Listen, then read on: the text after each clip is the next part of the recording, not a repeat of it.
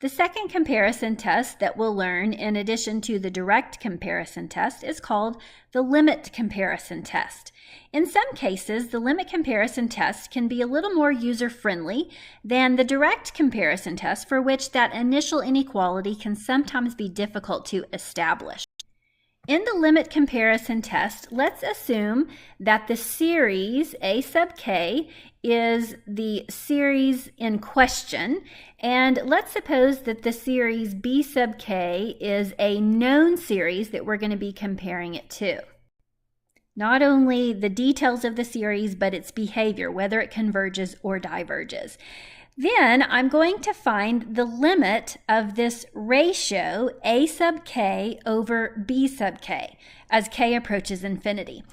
If that limit equals L, where L is positive and finite, then A sub k and B sub k have the same behavior. Either they both converge or they both diverge. So think about it. If I am comparing the ratio of the terms of the series, term by term, incrementing k from 1 to infinity, and our known series is divergent, yet we get a positive and finite limit, that means A sub k is keeping up with it. They have similar rates of change. Or if B sub k is converging, then ours must be having a similar type of behavior in order to yield a positive and finite limit.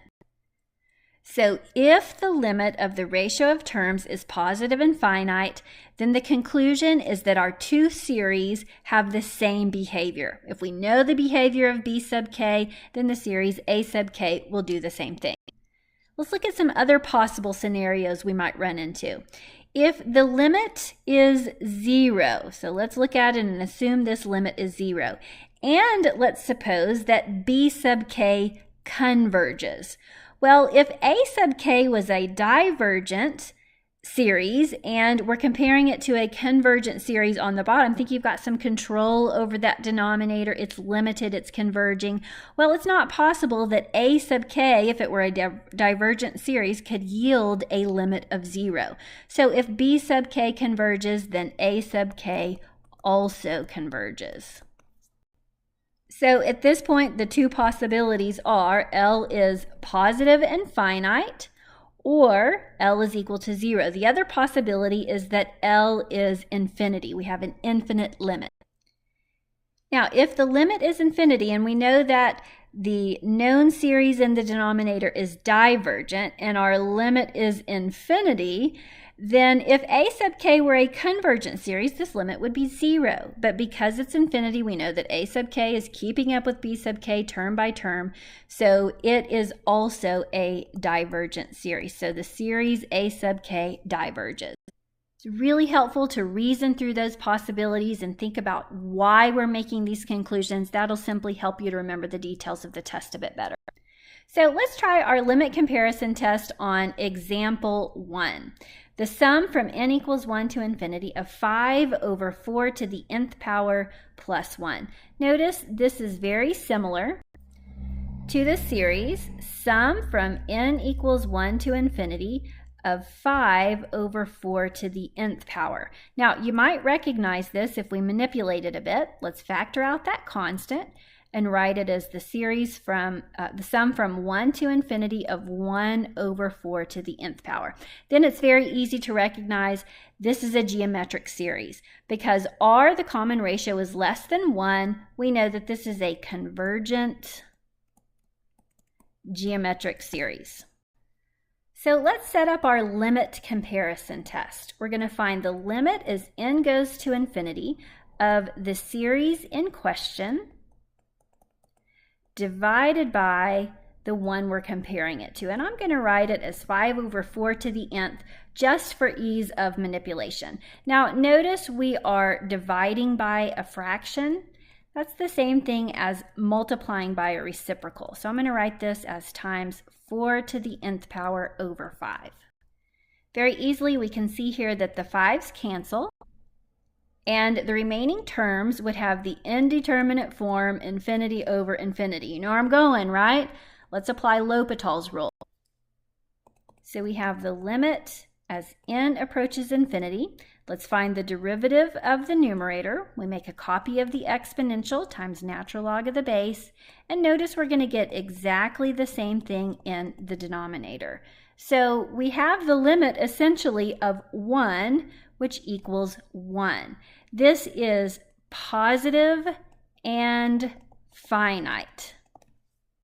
So according to tenet number 1 of our limit comparison theorem, then our two series are going to have similar behavior.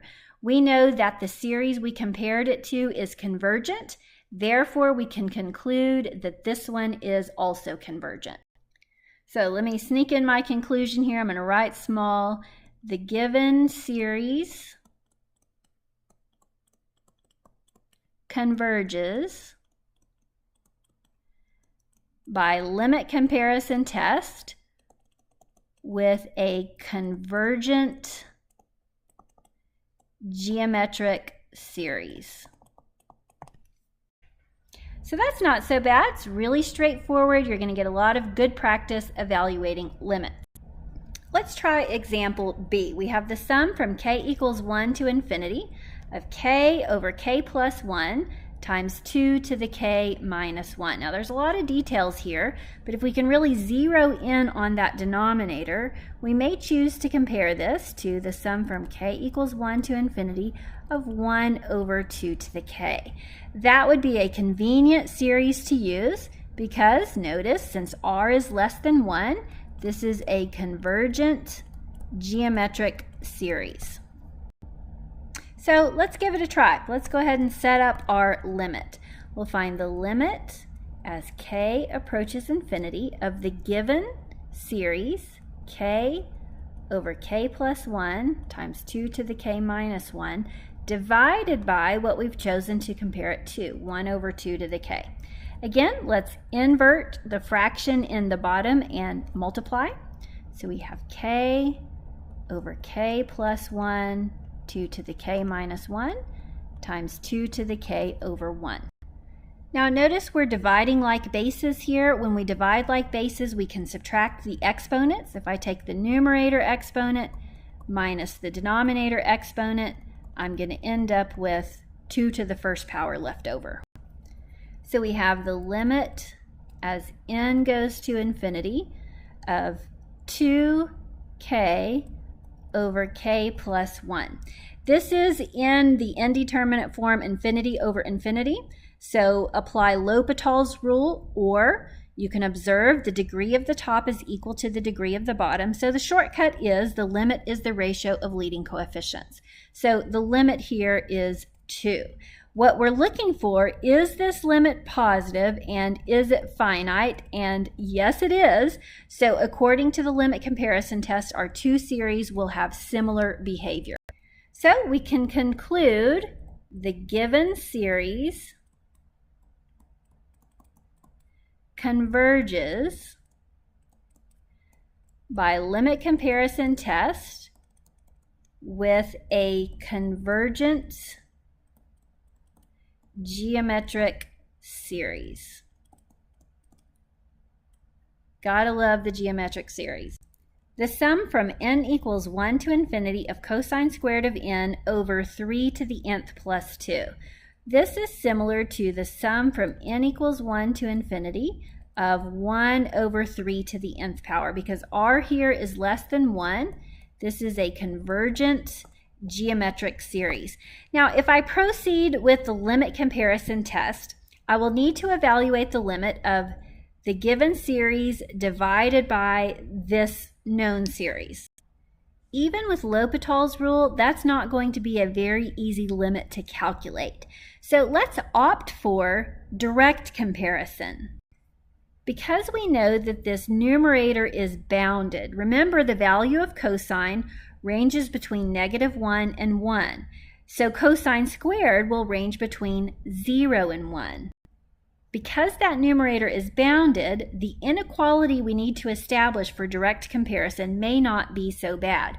It may be less technical than the limit that would be required for the limit comparison test. So for direct comparison, if we have a convergent series we're comparing it to, we want to seek to establish this inequality. Now, I'm not solving this inequality. I'm just trying to figure out, is it true for all n greater than or equal to 1? Since all of the terms we're dealing with here are positive, we can cross multiply. We have cosine squared of n times 3 to the nth power less than or equal to 3 to the nth power plus 2. Now, this is the kind of statement where a math textbook would say, well, this is obviously true, but you may look at that and think, how do I know that that's true? So once again, we're going to observe that cosine squared of n is bounded. It's going to be between 0 and 1. So the left side, the smallest possible value on the left side here would be 0 times 3 to the nth power, or 0. And the largest possible value would be 1 times 3 to the nth power, which is 3 to the nth power. On the right side, we are starting with the largest possible value that we could obtain on the left side and adding 2 to it. So we could say this is definitely true for all n, in particular n greater than or equal to 1. This establishes the inequality that we needed to prove for direct comparison tests, so we can go ahead and make our conclusion. We have to be very clear and cite the test that we used. So by direct comparison to a convergent geometric series. Okay, so direct comparison implies that I have established the hypothesis of that theorem. So I can see that part in my work. I've established that particular inequality. And we can also see the geometric series that we've compared it to and observe, yes, the ratio is less than 1, so it converges. So all of the components of the proof are there. So by direct comparison to a convergent geometric series, we can say the given series also converges. So you can choose between direct comparison and limit comparison based on what's going to be the path of least resistance, right? Establishing the inequality required for direct comparison, or being able to find the limit of the ratio of the given series and a known series. When you're dealing with series that contain rational functions, or a polynomial in the top and the polynomial in the bottom, then really the limit comparison test is a simple route to go. So let's compare this to the sum from n equals 1 to infinity. I'm just going to choose the dominating terms in this series in both the numerator and denominator, 2n squared over 3n cubed. If we reduce that, we could call it 2/3 times the sum from n equals 1 to infinity of 1 over n. Now that's a famous series. This is our divergent harmonic series. Now remember, the harmonic series diverges, whereas the harmonic sequence converges. Let's set up our limit for limit comparison test. We're going to find the limit as n goes to infinity of the given series divided by the one we're comparing it to. Now when we divide by, I'm going to use this version. When we divide by a fraction, that's the same thing as multiplying by the reciprocal. Now, to determine this limit, I'm simply going to distribute in the top and the bottom because we're dealing with polynomials, and polynomials are user-friendly.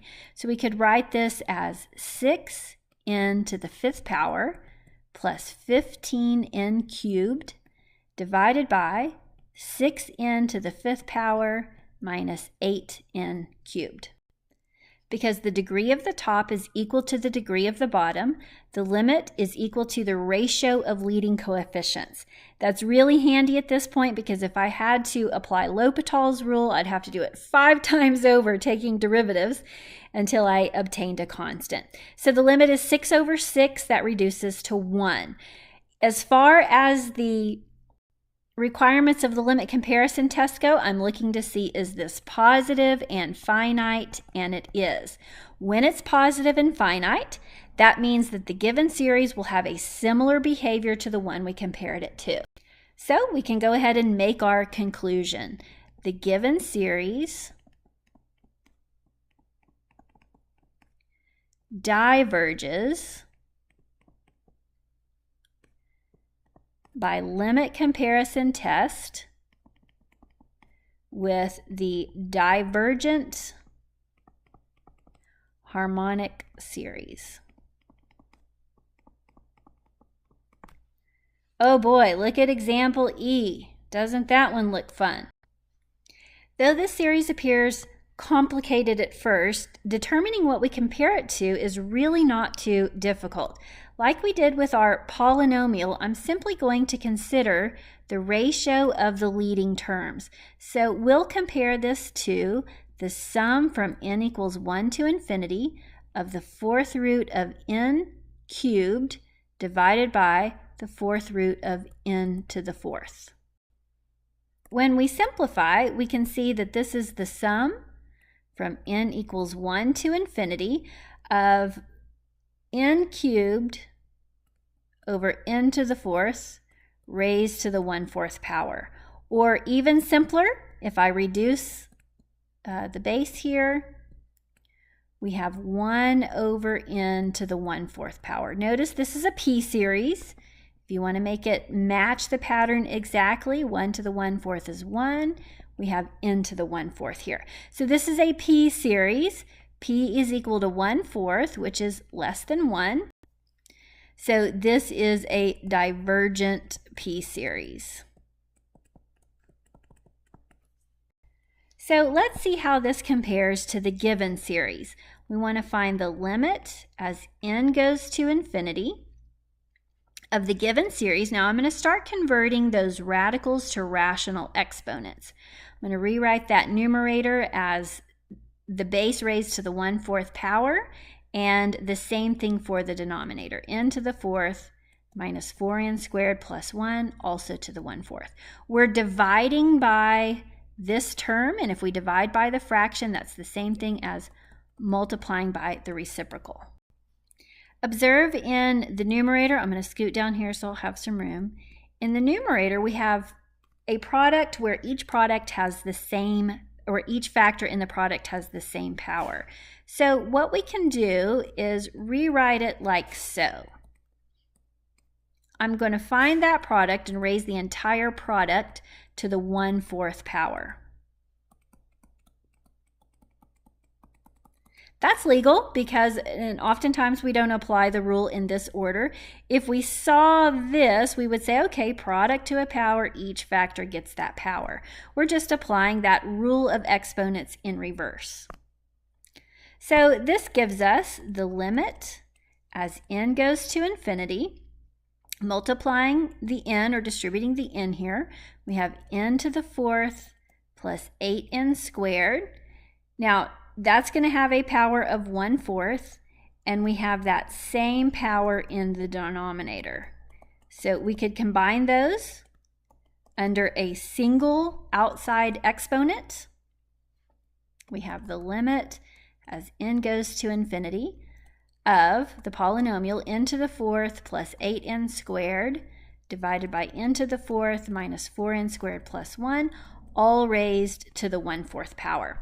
So remember, by rules of limits, specifically from Calculus 1, if I can determine the limit of the base, then the value of this limit will be the limit of the base raised to the 1/4 power. So because we're dealing with equal exponents, the degree of the top is equal to the degree of the bottom again, the limit of the base is equal to 1. Again, I'm finding the ratio of leading coefficients there. I don't need the limit operator here. So the value of this limit will be 1 to the 1/4, which of course is equal to 1. What are we concerned about? We're concerned that this is positive and finite. If it is positive and finite, then our given series will have similar behavior as the one that we're comparing it to. The conclusion is therefore the given series diverges by limit comparison test with a divergent p-series. Now, just to be very clear here, we have to have a very good understanding of what the behavior of the series that we're comparing it to actually is. Because notice on this problem, we got a positive and finite limit, and our conclusion was that the given series diverges. Over here, remember, we got a positive and finite limit, but our conclusion was that this series converges, because again, we're establishing that decision based on what's the behavior of the series that we compare it to. So make sure you sort out all of those details. And remember, you have two comparison tests: direct comparison test, for which you have to establish the validity of that initial inequality, or limit comparison test, where you set up the ratio and observe the nature of your limit.